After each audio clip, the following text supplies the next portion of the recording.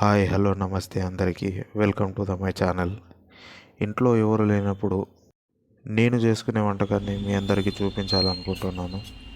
ముందుగా స్టవ్ పైన ఒక వెడల్పాటి గిన్నె పెట్టుకొని ఒక 2 చెంచాల నూనె వేడైన తర్వాత పావు టీ స్పూన్ జీలకర్ర, పావు టీ స్పూన్ ఆవాలు,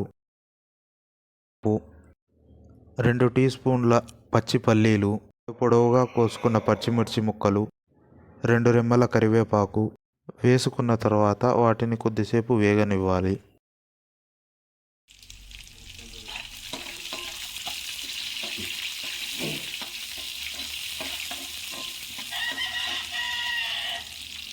అవి వేగిన తర్వాత ఒక పెద్ద ఉల్లిగడ్డ సన్నగా తరుముకొని వేసుకోవాలి. ఇదే సమయంలో ఒక పెద్ద టమాటాను కూడా కోసుకొని వేసుకోవాలి.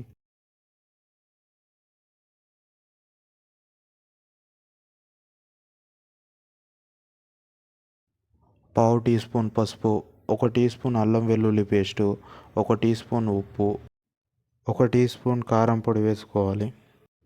చివరగా అన్నాన్ని వేసుకొని మొత్తం మిశ్రమంతా అన్నానికి పట్టేలా కింది నుండి పై వరకు బాగా కలుపుకోవాలి.